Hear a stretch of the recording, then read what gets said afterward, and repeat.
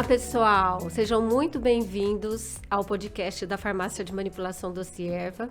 Meu nome é Rita Inácio, eu sou farmacêutica e sou proprietária da farmácia, né? Então, aqui é um espaço em que a gente traz assuntos muito relevantes sobre saúde e trazemos sempre pessoas, né, nossos ilustres convidados e convidadas, para falar de assuntos em saúde.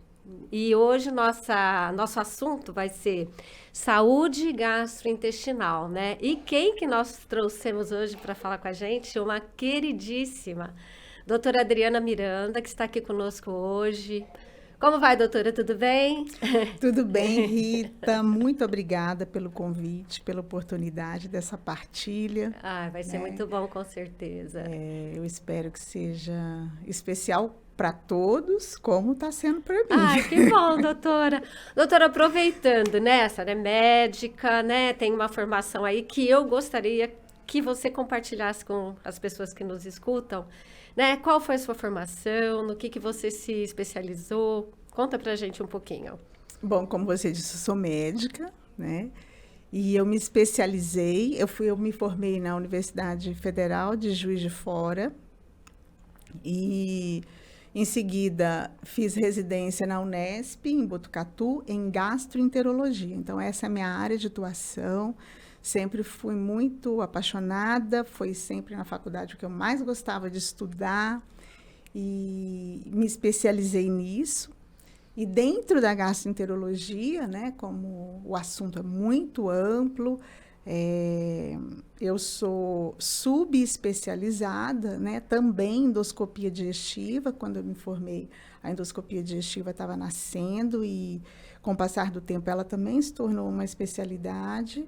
Também uma outra subespecialidade que é a hepatologia, né? Também é uma área de atuação assim específica em que eu me formei e atualmente estou cursando aí um terceiro desafio, né? Que é a pós-graduação em medicina integrativa, que eu estou fazendo pelo Einstein, em São Paulo. Nossa. Que também estou finalizando agora, está sendo também uma experiência, e depois eu explico o porquê. A gente chama para o outro podcast para conversar sobre isso, né, sobre doutora? Isso, né? E sou mãe do Tomás, que legal. Que também é um dos, aliás, o meu maior projeto de vida também. Que bacana, né? Então, é isso aí, é o aparelho digestivo, e essa foi a minha caminhada. Me esqueci e fiz pós-graduação aqui na USP, né? Então, foram 3 universidades. Não pode parar, né, doutora? O conhecimento científico vai mudando muito, né? Quando a gente pensa, não, agora vou, né? Agora eu vou parar. E aí vem outras coisas. A ciência é maravilhosa, né? A ciência é apaixonante, e a gente que está vivendo, né, nesse meio. É claro que o conhecimento precisa ser posto à disposição, né? O conhecimento precisa existir, não para a gente ter currículo, né? Mas para melhorar a vida das pessoas, né? Senão, não tem nenhum sentido. Não tem sentido mesmo, né, doutora? Não tem sentido. A gente precisa colocar isso em movimento, né? Sem dúvida. Para que mais e mais pessoas sejam beneficiadas. Doutora, bom, já que você conhece muito do aparelho digestivo, né? A gente pode começar falando, né? Tem vários órgãos que envolvem digestão e tudo, né? Mas vamos falar um pouquinho do nosso, assim, que eu acredito que sejam os que dão mais, assim, problemas no consultório, né? Assim, o que aparece mais, né? Vamos falar do estômago um pouquinho, doutora, né? Quais são os sintomas? O que os pacientes mais trazem, né? Durante a prática clínica, o que a doutora observa mais? O que, assim, é mais frequente, as pessoas mais chegam com dificuldades, com sintomas desconfortáveis relacionados ao processo digestivo, né? Então, é dor mesmo, né, nessa região aqui que as pessoas chamam comumente de boca do estômago, uma dor em queimação, um desconforto. Às vezes as pessoas queixam muito, né, o que elas rotulam assim de má digestão, né? E essa sensação, ela se traduz às vezes no empachamento, depois que come, as pessoas dizem que o alimento não digere, às vezes chega na hora do jantar, estão com aquela sensação de que ainda estão com o estômago muito cheio.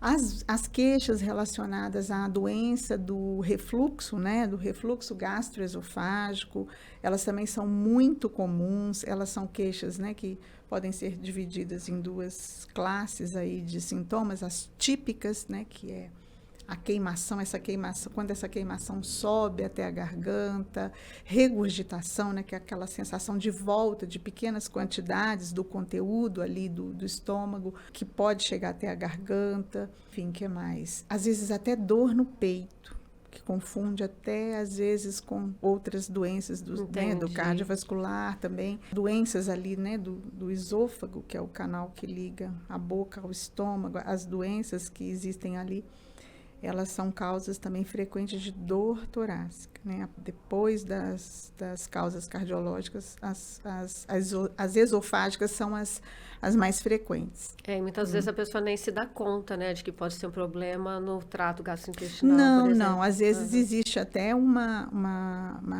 dificuldade ali, né? Que aí o médico bem treinado, na anamnese, ele consegue direcionar a investigação. Entendi. Mas são essas queixas as mais comuns, né? Existem alguns quadros que são bem característicos de despertares noturnos com dor, né, na área da boca do estômago, que isso também sinaliza algumas doenças específicas, como as doenças ulcerosas propriamente ditas, né? Quando o paciente fala, doutora, uma dor que me acorda à noite. Então, você já olha para esse paciente com uma intenção de descartar, né, uma úlcera, seja na região do duodenal, né, que já é um pouco mais abaixo do estômago, ou uma úlcera gástrica no próprio estômago mesmo. São esses os sintomas assim mais frequentes. E esses sintomas, doutora Adriana, assim, existe, pelo que você observa na anamnese, né, que são aquelas perguntas que vai fazendo para o paciente à medida que vai conhecendo melhor um pouco o quadro, o que é comum a esses pacientes, né? Quais são as possíveis causas, né, que deflagram tantos problemas no estômago, né, já que a gente começou a falar dele? A que você atribui a maior parte desses problemas gástricos, né? Olha, nós vivemos, né, na região ocidental do planeta, né? O próprio estilo de alimentação, o estilo de vida, né? O estilo de vida das pessoas que acaba adoecendo, né? E tornando a digestão, que é um processo prazeroso e vital, né? Gerando um custo pessoal, né? Um custo físico. Então, você se alimenta de uma forma que a digestão não é um processo prazeroso, é um processo que gera dor, que gera sofrimento, né? Então, eu atribuo isso, na minha prática, no que eu vejo, seria mais a essa dieta, a alimentação mais ocidentalizada, né, que é muito pobre em fibras. Muito processado. E muito também, processado. Né? Muito carboidrato refinado, açúcares modificados, muito conservante, adoçante, corantes, né? Coisas artificiais que o corpo tem dificuldade de processar, né? Entendi. Então, esse tipo de dieta, né?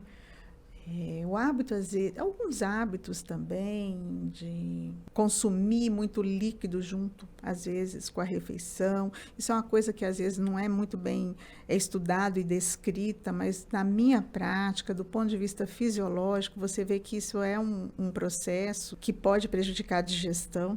Então, dilui os sucos gástricos, dilui né? o suco gástrico. Aí ele não age tão eficazmente, né? E uma outra coisa também interessante observar é que quando você vai para uma refeição desidratada, você come mais do que você necessita, porque o seu próprio instinto de sobrevivência, né, o cérebro não é muito inteligente, não. Ele confunde um pouco. Então, você acaba comendo mais também no intuito de se hidratar, né?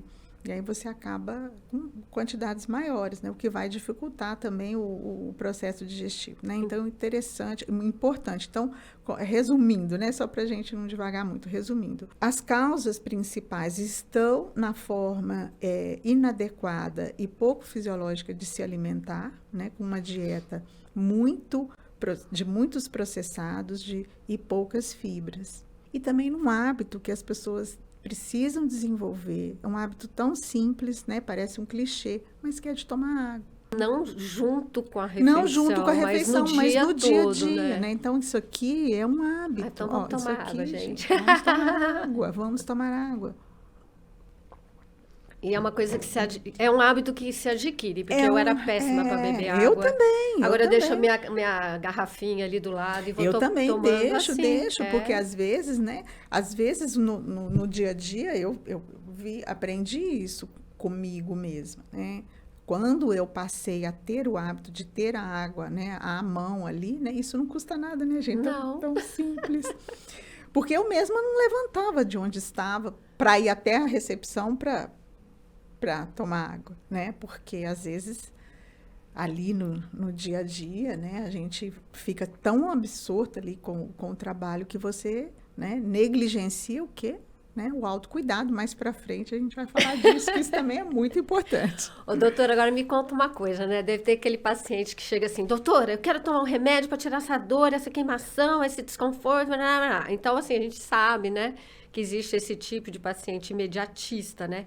E que um dos medicamentos que é mais usado, né, são a categoria dos zóis, sim, eu falo, zóis, né? Omeprazol, zóis, pantoprazol, esomeprazol, os zóis. Os zóis, né? São assim, né, a menina de ouro da indústria farmacêutica. Então, problema... assim, o pessoal, doutora, não, vamos mudar hábitos alimentares, vamos comer direito. Não, doutora, eu só quero um remédio, me tira essa dor. Né? Então, o problema dos zóis, né? Então, pessoal, assim, eu acho que a gente precisa ter... eu acho que foram várias fases, né, na minha vida. Eu tô na gastroenterologia há quase 30 anos, ou um pouquinho mais, assim, entregando a minha idade. Então, assim, eu peguei o nascimento, né, dessas medicações. E, de fato, assim, eu acho que a gente hoje, depois de muitos anos usando, a gente aprendeu muito sobre isso, né? A gente evoluiu nesse conhecimento. Nesse manejo aí de usar. Então, assim, o acesso ficou muito fácil.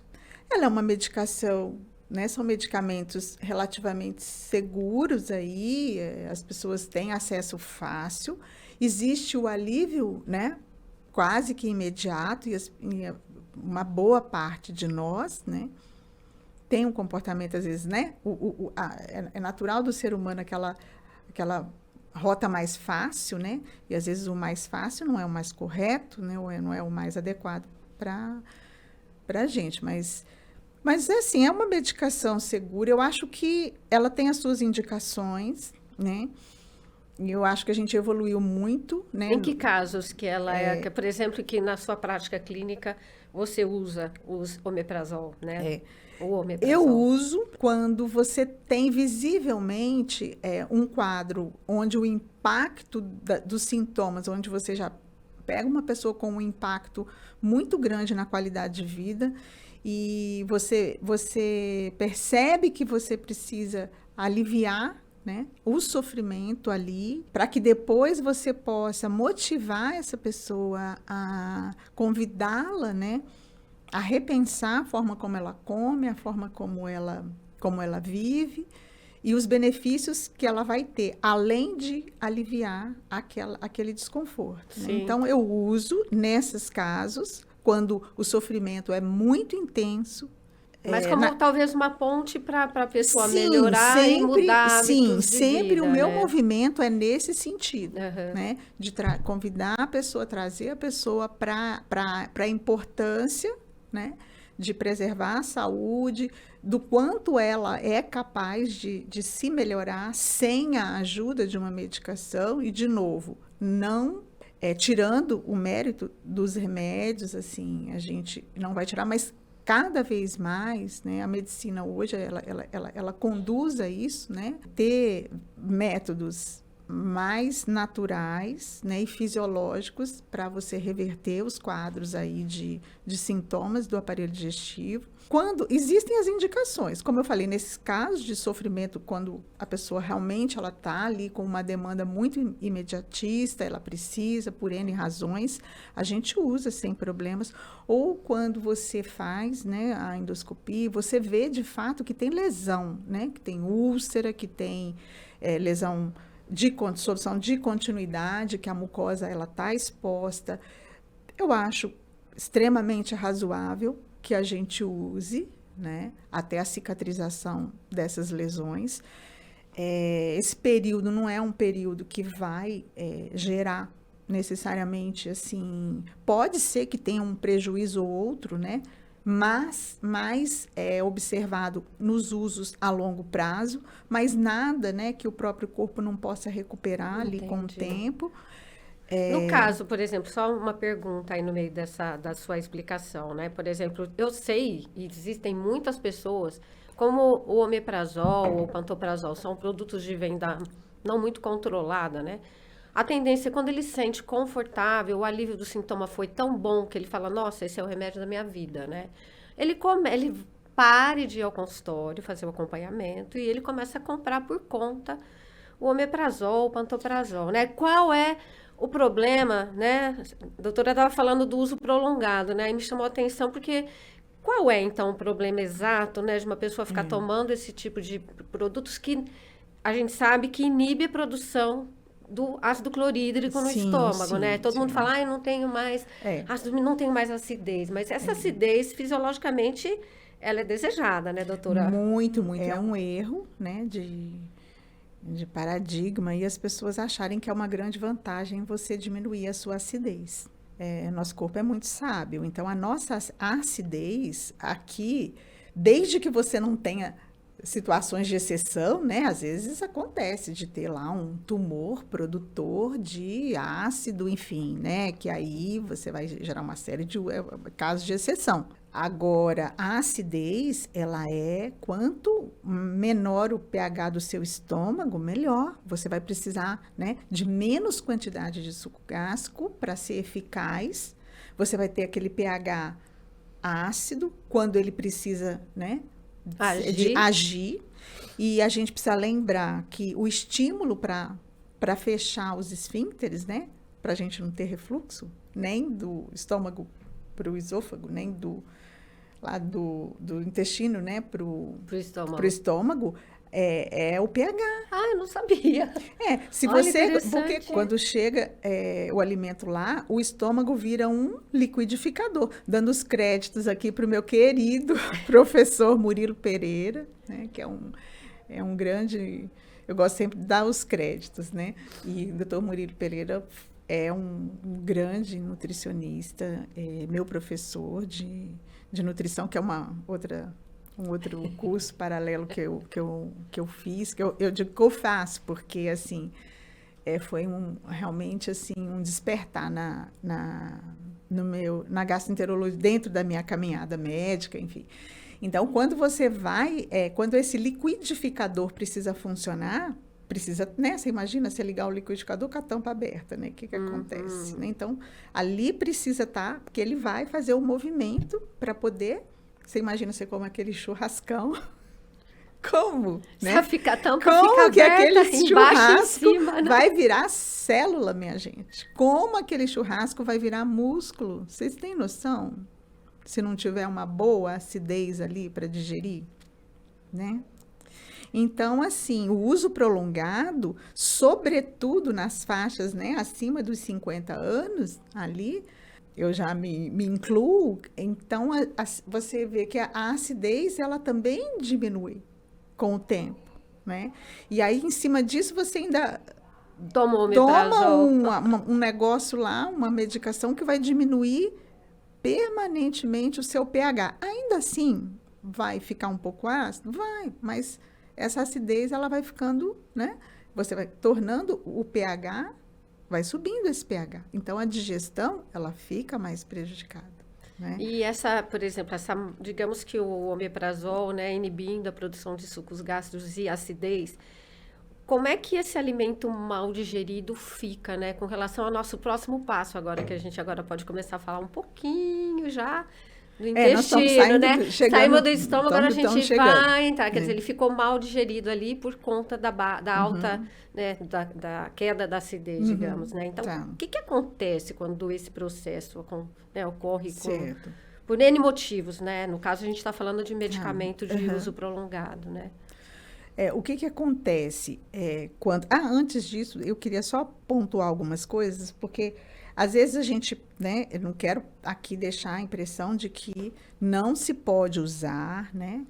Só voltando, existem aquelas condições, né? Lembrando, não é o nosso foco até, mas porque às vezes as pessoas podem escutar, e às vezes quando as pessoas estão internadas, quando as pessoas às vezes estão tomando outras medicações, como os anti-inflamatórios, que podem prejudicar, né, muito, né, causar hemorragias, às vezes o uso concomitante pode proteger, mas sempre trazendo, né, a questão do uso dos inibidores da bomba protônica, né, que eles são globalmente, né, enquadrados nessa função. Tem alguns outros mais modernos aí que não vem ao caso dessa nossa conversa. Eles podem ser usados e são bem-vindos, mas sempre naquele contexto de temporário, muito sabendo por que está usando e sempre, gente, sempre prescrito por um médico, né, por um profissional, que vai poder monitorar isso e evitar que esse paciente vá para a zona de conforto, continue na sua vidinha lá, né? De mudar o seu estilo de vida e gerar futuramente outros problemas. Aí vamos voltar naquilo que você perguntou, Rita. Então, quando você não tem uma digestão adequada, que você faz o seu churrasco, né? Ele vai descer para o seu intestino, ali meio que quase que, né, inteiro, ali aos pedaços, né? Imagina você deixar uma carne em algum local. O que vai acontecer com ela? Ela apodrece. Ela apodrece, né? E é isso que vai acontecer. As nossas proteínas, a alimentação, ela chega no intestino da maneira totalmente inadequada, né? Então, aquilo que era bom e deveria chegar lá para estimular o crescimento das boas bactérias da nossa microbiota, para exercer toda aquela função maravilhosa que a nossa microbiota, né, nos traz, ela fica prejudicada. Ela começa, esse tipo de condição bioquímica, com pouca acidez, vai fazer com que, quando esse conteúdo chega no nosso intestino, bactérias patogênicas, as bactérias, não vamos chamar de bactérias ruins, porque se elas estão lá, pode ser que elas tenham a sua função, mas elas têm que ficar quietinhas na delas, e em bem menor número. Elas começam a proliferar. Então, elas utilizam esse conteúdo e produzem substâncias inflamatórias, né, que são os gatilhos inflamatórios, que isso aí vai gerar, a longo prazo, as doenças crônicas, as várias doenças degenerativas crônicas, claro que aí a depender da fragilidade genética de cada um de nós, né? Uns vão para o lado da síndrome metabólica, outros vão para o lado das doenças autoimunes. Então, assim, quando eu falo que o aparelho digestivo é o carro-chefe de tudo, né? Eu sei do que eu estou falando, sabe? Mas eu concordo. Eu vejo isso, né? Eu vejo esse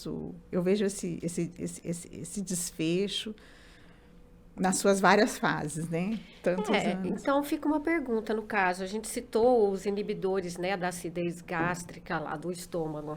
Existem, assim, condições na alimentação que podem gerar essa queda também da acidez estomacal e criar esse mesmo tipo de, digamos, geração de substâncias inflamatórias no intestino, mesmo que não seja medicamentoso? Outras condições de alimentação. Outras condições de alimentação. Quando você realmente tem essa dieta de padrão ocidental, que é uma dieta extremamente desfavorável, né, tanto para a sua nutrição, né, quanto para a sua imunidade, você também desencadeia isso. Entendi. Né?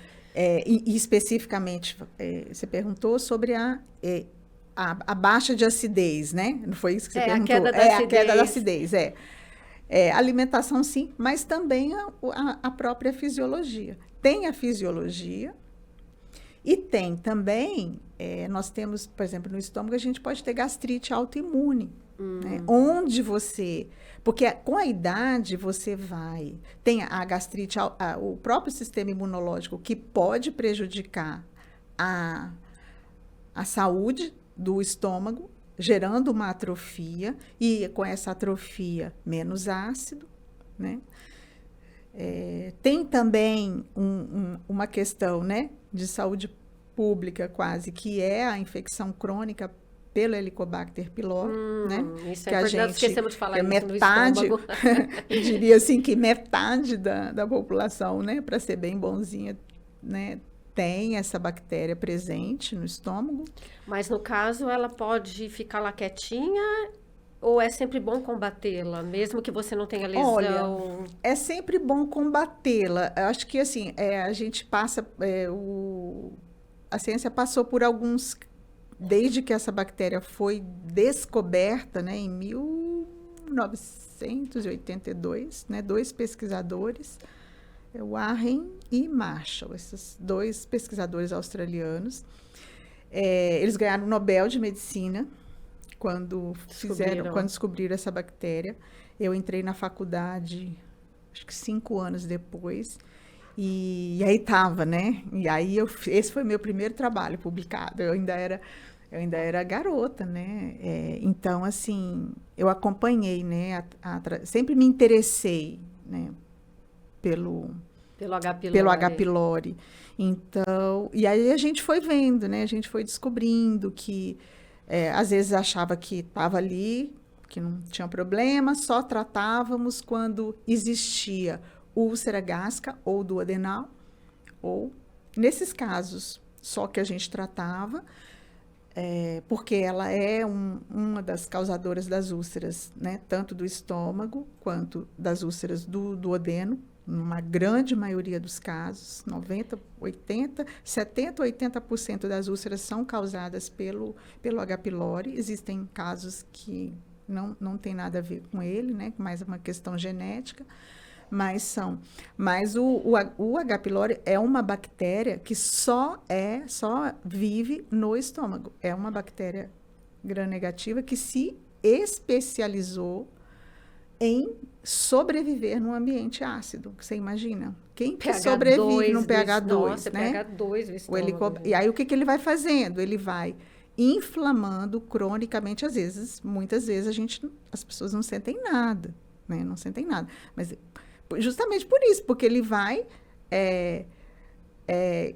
estragando aquela região ali, aí diminuiu o ácido dali, ele vai migrando, ele vai subindo e vai se espraiando, porque ele precisa de ácido para sobreviver. E é importante, porque nesse processo ele expõe o estômago a uma carcinogênese. Então, ele é hoje considerado um carcinógeno do tipo 1 da espécie humana.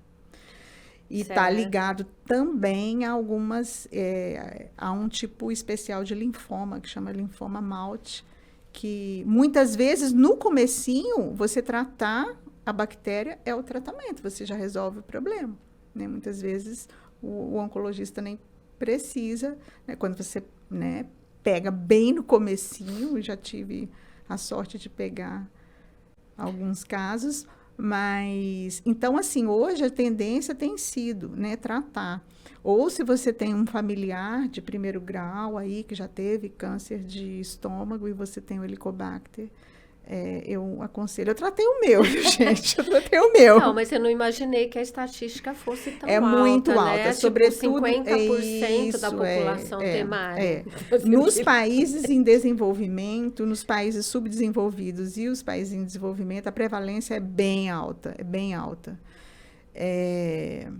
E é interessante que, assim, 20% a 30% dos pacientes, quando você trata o Helicobacter, eles não tinham azia e passam a ter.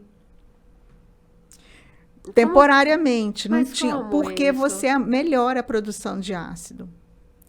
Você está ali, né, com uma acidez baixa e o Helicobacter sara, a mucosa fica boa e ela produz temporariamente. Então tem essa, alguns Entendi. pacientes passam por isso. Eu sempre vejo isso porque eu sempre, né, oriento os pacientes virem aí alguns meses depois, né, para ver como eles estão. Então, assim, é frequente. A gente via isso nos artigos e realmente isso acontece, né? Então, é interessante esse fato. Assim, Legal. eu não tinha nada, agora eu fui tenho. tratar a bactéria. Isso aconteceu comigo. Comigo aconteceu, né? Interessante, Muito doutora. interessante, né? Muito São coisas interessante. até que as pessoas que já passaram pelo tratamento sabiam que é uma coisa esperada, para não se desesperarem ou não achar que você piorou, na verdade. Não né? piorou. É um processo, né, gente? É um processo. O corpo, ele tem uma inteligência... Sim, maravilhosa. Né, inata, que é uma coisa maravilhosa. É maravilhosa. Né?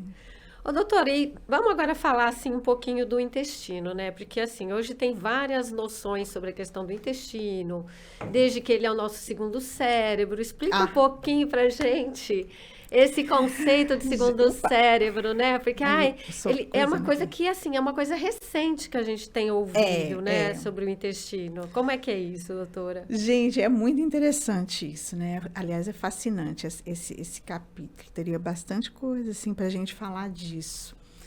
Eu falo que para mim não é o segundo cérebro, não. Para mim é o primeiro. Puxando a sardinha pro meu lado, que eu sei. Gente, assim, é tão importante porque hoje a gente sabe que até as nossas emoções, né? As nossas emoções, as doenças, os distúrbios, né, emocionais também são dependentes de um bom funcionamento do intestino. O nosso sono, a nossa atenção, tudo isso é dependente do intestino. Então, assim, porque assim, a gente achava isso antigamente, mas a gente achava que não conseguia fazer essa relação, né? E hoje, com os estudos da microbiota, da importância da microbiota intestinal, a gente percebe, né?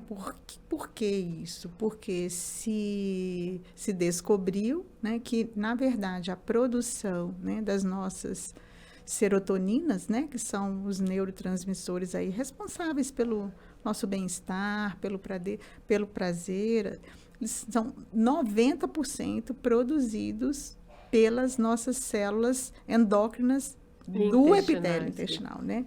As células as enterogástricas. E também, e aí ainda tem um outro percentual que eu pensava, não, então esse aqui deve ser produzido no cérebro. Não, eles são produzidos também pelos neurônios que estão distribuídos ao longo da parede intestinal. Então, nós temos um cérebro, realmente, né? E tudo que acontece ali, essa eficácia na produção desses neurotransmissores, elas são interdependentes de uma microbiota em eubiose ou em equilíbrio, né, em harmonia, entre a proporção de micro-organismos patobiontes e simbiontes, né, ou patológicos e não patológicos, ou bons e maus, enfim, como queiram.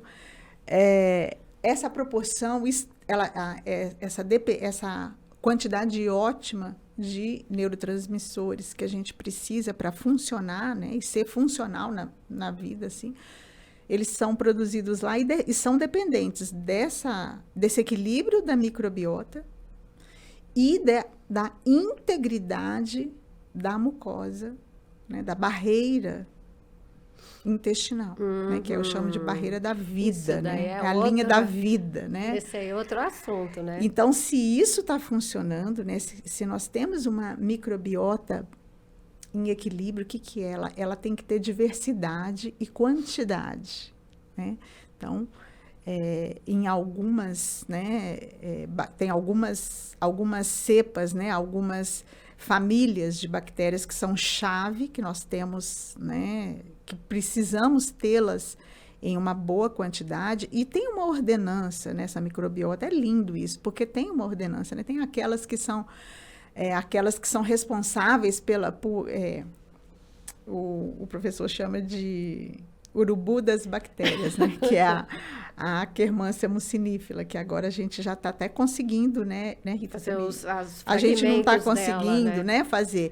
Mas já tem os fragmentos. E tem os fragmentos. Que é outra coisa interessante também, que a gente precisa chamar atenção também, né? Um mito que se tinha antigamente, que hoje em dia caiu. Depois eu vou falar sobre isso. Então, esses fragmentos, né, que na verdade o micro-organismo ele vai atuar vivo ou morto, viu, gente? Há quem diga que bactéria boa é bactéria morta. Porque a interação é feita com fragmentos de paredes, né? Dependendo do micro-organismo, os fragmentos, né? E quem faz essa ordenança lá é a Akkermansia, que a gente chama, né? A Akkermansia mucinifera. Porque ela vai ali, ela tira, né? Ela faz aquela ela limpeza. É a chefe do pedaço. Ela é a chefe. Então, você mede às vezes, né? Pode, não sei se posso falar isso aqui, se já tem mesmo formas de você medir a quantidade dessas bactérias, né? Das fezes, que você tem, para você saber se você está com a microbiota saudável ou não, né? Tem vários exames aí, alguns ainda em validação, mas é um caminho, né, para você fazer esse diagnóstico da sua microbiota, que, por sua vez, vai interagir com uma mucosa, com receptores, com células que estão nessa mucosa intestinal íntegra, nessa submucosa, né? O que acontece? Essas células, elas interpretam como está a luz intestinal, o ambiente. A depender de como está esse ambiente, elas avisam o sistema imunológico, elas avisam o sistema inflamatório do que está acontecendo ali. Aí a coisa acontece, né? No sangue, né? Fala assim, olha, aqui o ambiente não está bom, não, tem isso, tem isso, tem isso. Então, já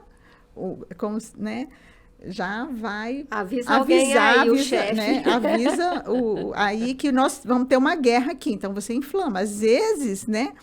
Não é... Às vezes é uma coisa simples, mas o organismo, o sistema imunológico é agredido, né? Desprotegido por um intestino que está muito permeável, que está inflamado, ele reage de uma forma que prejudica o corpo e não resolve o problema. Doutora, então, por exemplo, né, a microbiota está desequilibrada, então a gente chamaria isso de uma disbiose ou uma não biose? A disbiose é o termo, né, que a gente tem, que é o contrário de eubiose, né, que seria uma microbiota equilibrada e saudável. Então, a disbiose é justamente o contrário. É o desequilíbrio, tá, né? Você pode estar com uma disbiose com supercrescimento de bactérias desfavoráveis, você pode estar com uma disbiose por uma falta de micro-organismos do bem, ou por um supercrescimento do mal, eu gosto de falar sempre entre aspas, ou um supercrescimento de fungos também, isso acontece. Hoje nós temos uma epidemia silenciosa que acontece, né? E deve ser que complexo, né? A síndrome do supercrescimento fúngico. Não vou dizer negligenciada, mas são conhecimentos novos e eu acredito que daqui a alguns anos a tendência é que isso, né, seja realmente uma informação curricular, porque assim... São medidas que você pode atuar com mudança de estilo de vida, né? Então, sempre, assim, né, para um mundo sustentável que a gente quer, né, a gente precisa ter atitudes honestas, né, no caminho da sustentabilidade. Porque a gente vê, né, muitos apelos aí a isso, mas que quando você vai ver o mérito das coisas não é tão grande assim, né? Mas uma forma sustentável é isso, é você usar, né, o próprio ato de comer, de se movimentar, de respirar em seu próprio benefício, né? Como parte aí de uma rotina de autocuidado realmente, aí a gente vê a importância da equipe multiprofissional do que a gente está fazendo aqui, né? Eu e a Rita que formula, a Rita que pesquisa, essa parte, que tem esse grande interesse aí em ajudar as pessoas, trazendo conhecimentos, substâncias, ativos, né, que são naturais, mas que têm uma robustez, né, de comprovação, né, para a gente também não incorrer naquele simplismo, né, de ser, de ficar naquela miscelânea de coisas que não tem comprovação, né, onde você sim pode prejudicar as pessoas também, seja por, às vezes, por deixar de oferecer, né, algo que realmente vai trazer segurança para aquela pessoa, né? E ficar, assim, divagando, né, em muitas coisas. Então, isso é muito importante, porque envolve uma equipe, assim, mudar o estilo de vida, né? Vai muito além do médico ali, né? Com o paciente, envolve o profissional da farmácia, envolve o nutricionista, que eu sou super parceira deles, assim, porque assim, sem uma nutrição, né, adequada, e a gente, como médico, a gente aprendeu muito doença, né, então e pouco sobre saúde, né, e essa necessidade de compreender melhor e utilizar a medicina para promover saúde, né, foi o que me motivou agora a fazer acho que essa última formação, acho que vai ser integrativa, né, doutora? Que eu achei, assim, que é uma coisa que parece nova, mas que não é, né? Na verdade, é um belo caminhar de volta às origens da medicina, né? Porque nós somos seres integrais, né? Nós não somos assim, não entra um estômago e um intestino andando antigamente lá, né? era assim, o estômago digere, o intestino absorve, era assim que a gente... Era tudo separado, né? Na verdade, antes era tudo junto, e aí o caminhar, né? Por interesses vários aqui também, que não vem ao caso, mas a medicina foi muito fragmentada, né? De você você veja bem, dentro da própria gastroenterologia, quando eu, durante a minha formação, me deparei com isso. Eu só faço endoscopia, eu só faço isso, só faço aquilo, né? E o paciente fica ali, né? E assim, o custo, e isso acabou causando um custo, essa super especialização da medicina, claro, em tudo, né, gente? A gente tem que ver os méritos, mas a integralidade se perdeu, né? Então, hoje, a busca, né, do olhar integrativo, no meu caso, da medicina, é como eu posso, né, trazer o aparelho digestivo, integrar melhor o aparelho digestivo, como a saúde do aparelho digestivo, como um benefício nas demais doenças. Porque a gente conversou aqui com a doutora Adriana, né? Ela falou sobre o eixo intestino-cérebro com a questão da produção de neurotransmissores, a serotonina no caso, mas também falou de inflamação, quer dizer, uma microbiota desajustada pode levar a mandar sinais de inflamação para o corpo, ou seja, apesar de acontecer aqui local, tem uma abrangência quase que para o corpo todo, né? Então, assim, a gente vamos... A questão aí, doutora, uma das coisas que a gente ouve muito falar, né? Porque o intestino, ele é um órgão muito perfeito, né? Ele tem células que são muito juntinhas, elas são para proteger, né? Que ele é quase que uma barreira física para a entrada de substâncias prejudiciais, moléculas que não são desejadas, né? Quer dizer, quando esse intestino começa a ficar frouxo, né? Ele começa a ficar com as células que entre elas começa a passar, ou fezes, né? Porque isso acontece, né? Quando o intestino está muito inflamado, em teoria, esse intestino inflamado vai começar a ter uma permeação que tudo vai poder entrar para dentro do nosso corpo, coisa que ele deveria funcionar como uma barreira sem nenhuma chance disso acontecer, sem né? nenhuma chance. A superfície, né, do intestino delgado e grosso, ela é bem grande, né? Assim, não é só aquilo que a gente vê, né? Ela tem microvilosidades, né? Tem como se fosse, imagina, aqueles tapetinhos que tem, né? Aqueles negocinhos assim, né? Imagina assim, é como se fosse ali o intestino. Então, em volta, ali tudo é superfície de absorção, né? Então, claro, se está inflamado, você prejudica a absorção. E o que acontece, né? Você começa, e hoje também é um grande problema, que é o que a gente... O que os pesquisadores, né, os nutricionistas, os nutrólogos, os médicos também dessa área, né, que estudam isso, estão chamando de síndrome do intestino permeável, né? Tem uma expressão em inglês que tem sido muito, que é o leaky gut. Leaky gut, né? E você começa a ter entradas de substâncias mal digeridas. O sistema imunológico, ele não reconhece isso, ele tenta combater de uma forma meio desastrada. Algumas dessas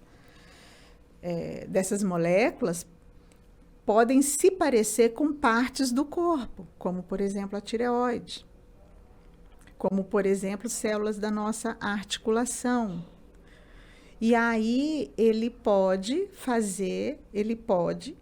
começar a produzir anticorpos para tentar combater aquilo ali, mas aquilo não era para ser daquele jeito, né? Não era aquilo que era para chegar, e ele se confunde e combate o próprio corpo. Ou seja, então isso pode justificar algumas doenças autoimunes? Sim, então? Sim, totalmente. Nunca tinha parado para pensar sobre isso. Totalmente. Nem sabia isso, na verdade. Isso acontece. Por isso que é importante, né? Independente do tratamento que você esteja fazendo para a sua doença autoimune, quando você adota medidas para que você restaure a sua integridade intestinal e a sua microbiota, você está contribuindo muito para a sua resposta, seja a qualquer tipo de tratamento convencional você esteja fazendo. Doutora, mas também tem uma questão que nós vamos falar mais ou menos o que está acontecendo com os probióticos, né, que são os lactobacilos do bem, né? Está existindo também uma procura por esses micro-organismos de uma forma meio desordenada, eu acho. Sim, né? Ótimo. Foi muito bom você tocar nesse ponto. Porque eu vejo que na farmácia as pessoas... Eu falo assim, mas você tem receita? Ah, não, porque eu vi, a minha amiga tomou. Ou seja, né? Existe uma gama, gente, tem trilhões de bactérias no nosso intestino. A população é absurda. E os tipos, né? São milhões de tipos, cada um diferente do outro. E cada uma delas tem uma especificidade, né? Quer dizer, a Akkermansia é a grande manda-chuva, digamos, né? Ela que vai produzir muco também, que protege, né? Mas sempre procurem, né, ter a opinião de um profissional de saúde, né, doutora? Porque também ficar tomando de forma desordenada. Se você está em desbiose, vamos supor que seu intestino está todo bagunçado, aí você joga uma carga absurda de mais bactéria nos comprimidos ou nas cápsulas que você toma, né? O que acontece? Porque desbiose é um termo, assim, que ele se subdivide, né? Você pode estar com uma desbiose por um super crescimento bacteriano. E aí das você vai boas jogar mais. Também, né? As boas também. Você vai jogar mais, né? Você vai distender mais. Né? Então, e tem isso acontece porque, assim, hoje a gente tem a abordagem da modulação intestinal, né? Que é algo que eu acredito muito, né? Que eu tenho percebido que é uma tendência. Tenho vivido a gastroenterologia antes e depois desse conceito de modulação intestinal que eu aprendi com o professor Murilo Pereira. E a gente vê que são coisas que a gente precisa ordenar mesmo, né? Até mesmo existe uma suplementação que pode ser feita. Eu não acho que ela seja indispensável, não, acho que não. Mas não adianta também não tem sentido você encher uma pessoa de probióticos e suplementos em alguém que está comendo lixo. Não vai adiantar, né? Tudo você vai jogar tudo fora, você só vai, sabe, não tem sentido isso, né? Então, assim, tudo tem, né, Gente, assim, né, é um clichê, né? É um clichê, mas é um clichê assim que a gente precisa botar em prática. Ter saúde e ser feliz dá trabalho. Uhum. Entende? Não adianta, sabe? Neste planeta é assim, né? Existe a coisa certa a fazer, né? As pessoas relativizam muito, se justificam muito. E tudo bem que a gente precisa, né, eu sou favorável, né, à autocompaixão, a gente precisa disso, mas a gente não pode confundir isso com desculpismo, né? A gente só cresce, a gente só para de sofrer quando a gente trabalha, quando a gente muda a rota, porque se você, né, é, os coaches aí, né, falam muito isso. É um imenso lugar comum, mas continuar fazendo a mesma coisa e querer resultado diferente não tem sentido. Não vai adiantar. E não vai acontecer, né? Então, assim, nós só entro mesmo, assim, porque tem um custo também, né? Um custo, porque custa caro essas coisas. Mas se a pessoa está motivada, se ela está pronta, se ela está pronta para mudar os hábitos, né? Ela tem que tirar todo aquele lixo que está ali no intestino, todos aqueles resíduos que às vezes estão lá há anos, né? Às vezes a pessoa é constipada, tem gente que, assim, tem casos assim absurdos de constipação, né? Então aquela coisa ruim está presa ali, fica ali vários dias, né? A pessoa isso deve ser uma das coisas que mais aparece, né, no consultório, né? Gente, Constipação, né, gente? Gente, e assim, eu lido com casos assim de anos, 20, 30 anos de constipação. E passa a ser normal para a pessoa, assim, ela se acostuma com aquilo. E quando não é, claro que às vezes não é da noite para o dia, tem que ter paciência, porque é algo que levou 30 anos para, né? Não vai se resolver assim em um mês, mas quando resolve, as pessoas, nossa, doutora, eu nunca podia imaginar, né? Que aí nesses casos, depois a pessoa tem que mudar os hábitos, né? Para poder usar probiótico, para poder usar a suplementação. Não adianta só isso, né? É uma excelente estratégia, porque tem muita eficácia, só tem benefício, não tem praticamente, né, contraindicação nenhuma você atuar, né, fazer esse tipo de intervenção e esse tipo de suplementação. Os benefícios são muitos, as pessoas sentem isso, mas tem algo que elas precisam fazer por elas mesmas, e ninguém, né? Isso é da pessoa. A pessoa tem que ter o empenho, né, doutora? Tem que, porque senão nada vai acontecer, não vai acontecer, né? Como você quer esperar um resultado igual se você faz tudo igual? Não, um resultado diferente se você faz tudo igual. Né? Não tem jeito, né? Ser feliz é isso, né? É você trabalhar, você ter coragem para mudar, você se disciplinar, porque aí você tem resultado, né?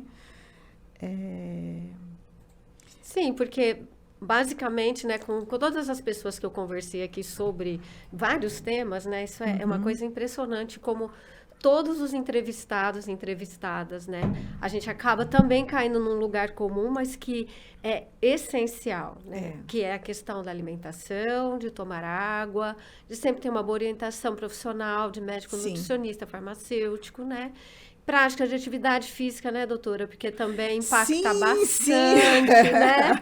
Como que o intestino... Já fiz a minha hoje. Doutora, mas assim, né? A pessoa acha que praticar atividade física hoje vai... A meu ver, eu acho que também a doutora concorda, né? Que vai muito além de uma questão estética, né? Praticar atividade física... Sim. Mas antes de falar atividade física, posso fazer uma pergunta que eu tenho curiosidade? Pode. Porque assim, eu tenho lido bastante sobre intestino e tal, né? Que bom. Depois a gente volta a falar de atividade física, mas eu queria perguntar, doutora, por exemplo, assim, que doenças hoje, né, estão associadas ao funcionamento, ao mau funcionamento do intestino e estômago, o eixo digestório, por exemplo, né? Diabetes, pressão alta, depressão, insônia, que doenças que dá para se associar a um problema ou de inflamações, né, reumatismo. Hoje em dia, assim, como o nosso intestino é o nosso cérebro, né? eu estou meio que concordando depois desse nome. Como é verdade isso? Quer dizer, todas as doenças podem ter seus quadros piorados ou deflagrados por um mau funcionamento do intestino? Eu vou ser bem sucinta. Sim, todas. Tudo que você falou.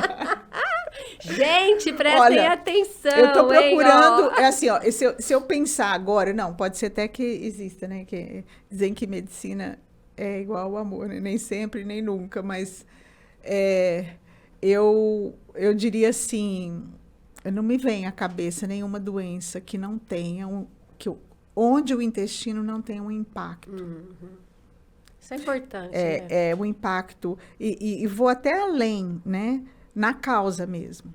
Porque no processo, isso aí é inegável. Né? No processo é inegável. Assim, até é importante a gente dizer, né, que outro acesso também muito fácil, né, assim, no nosso meio, é o acesso a antibióticos. Né? Então, o uso indiscriminado de antibióticos também tem sido bastante prejudicial, né? Porque o antibiótico, ele é indistinto, ele vai matar a bactéria patógena, mas ele vai matar toda a microbiota junto, né? Então, é complicado. É que a gente tem uma capacidade de autocura, assim, incrível, né? Porque a gente fala, meu Deus, assim, como é que pode, né? Às vezes, então, hoje, assim, os antibióticos, eles são, né, de largo espectro, então, claro, né, benditos sejam os antibióticos, porque salvam vidas, porque, viu, gente, se o médico passar um antibiótico para vocês, tem que tomar, tem que seguir a prescrição, mas é importante, assim, o que fica de mensagem aqui, né? Se você vai usar um antibiótico num organismo que está equilibrado, com uma microbiota forte, né? Aquele impacto negativo, ali, aquele preço a ser pago temporariamente para um bem maior, ele vai ser rapidamente reparado, né?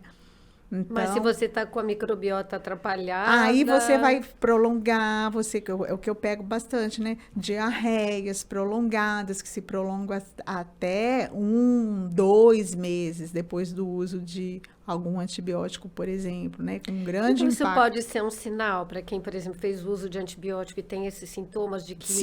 Sim, que a microbiota... Que a procura por um médico para restabelecer a microbiota, um nutricionista para fazer uma avaliação, é importantíssimo, muito importante.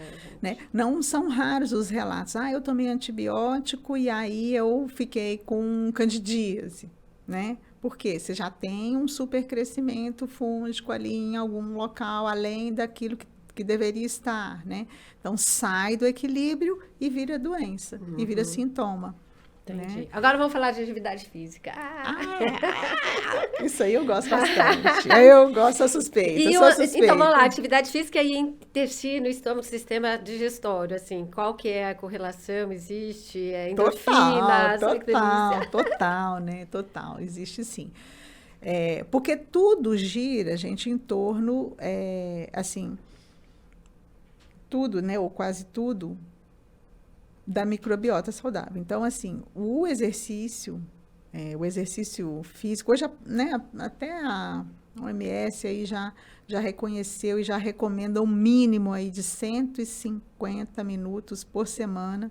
Não vai entender errado. Ontem, no consultório, um paciente, foi muito engraçado, depois eu conto, se der tempo eu conto essa história, que foi muito legal, até muito ilustrativa essa história dos 150 minutos. Porque eu bato muito nessa tecla com eles, né? Porque eu vi o benefício que trouxe para a minha própria saúde, né? Quando eu incorporei realmente a prática de exercício na minha vida. Mas hoje existem trabalhos que mostram que a prática de exercício, desde que não seja uma prática também extenuante, né?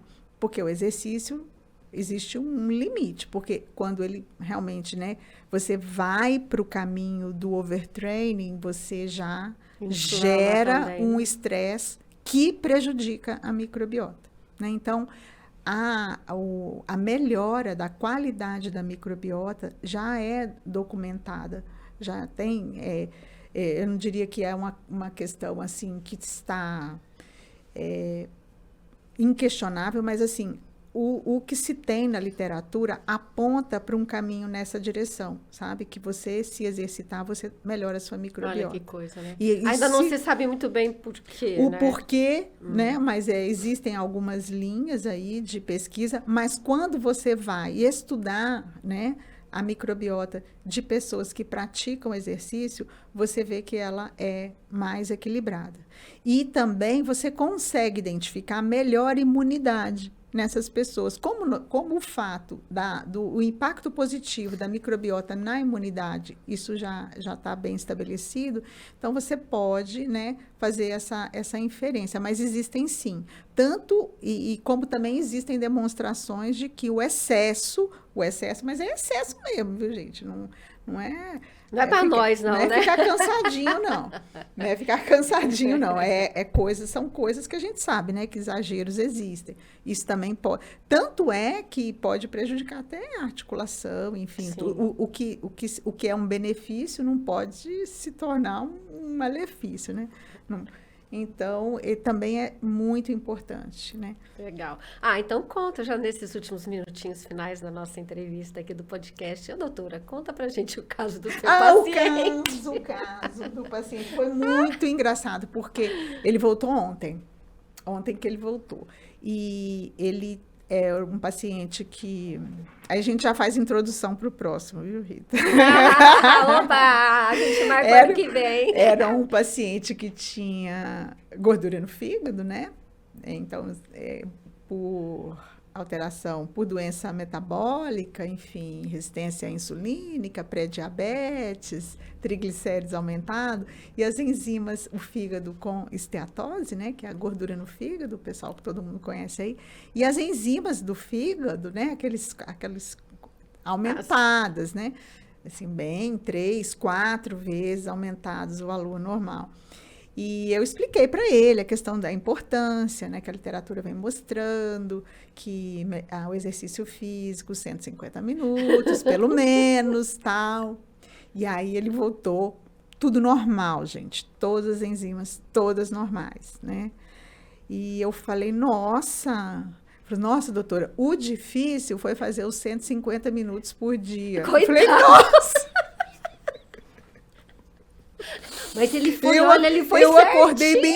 acordava bem cedo e eu fazia, eu falei, meu Deus. Nossa, ele é um paciente assim, padrão esse, eu falei né? assim, Olha que beleza. Eu falei, na hora que ele falou, mas a gente ria tanto, eu falei, você me disse, eu não expliquei bem, porque eu sou tão empolgada com o exercício, gente, eu sou realmente muito empolgada.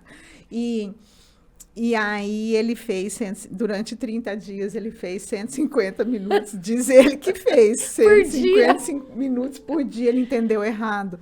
Mas, assim, foi bom, né? Não, mas eu acho que talvez ele agora faça todo dia, né? Numa quantidade de minutos menor, né? Mas se ele conseguiu adquirir o hábito, já foi maravilhoso. Né? Quer dizer, que ele já conseguiu construir aí as rotas neuronais para a mudança de hábito, que é tão difícil, né? Não, parabéns para esse paciente. Nossa, eu fiquei bem feliz, porque eu falei, olha...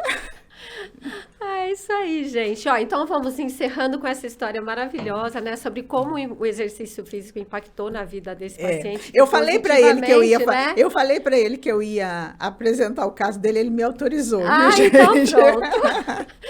Então, quero agradecer a audiência de vocês hoje aqui, porque tivemos uma aula, para mim foi muito elucidativo de muitas coisas que eu não sabia, doutora Adriana Miranda. Muitíssimo obrigada pela presença do primeiro podcast que você vai participar, que você virão outros, e a gente vai falar de outros assuntos aí que você nos sugira, e vai ser uma delícia de qualquer forma. Foi muito legal. Muito, muito obrigada, muito grata. Ai, querida, a gratidão é minha, obviamente, né? Por essa oportunidade de partilha, né? De servir, né? E servir ao próximo.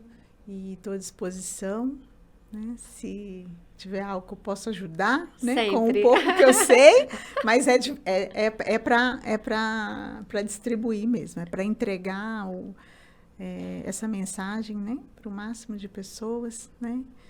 E tomara que faça sentido. Claro, com certeza, né? Mas gratidão Obrigada, minha doutora. mesmo, tá? Obrigada. Então, pessoal, ficamos por aqui hoje, né? Encerrando mais um Docecast, que é o podcast da Farmácia de Manipulação Docierva. O Docecast. Que legal, que legal. Gostei disso. E nos vemos numa próxima. Até mais, gente. Até.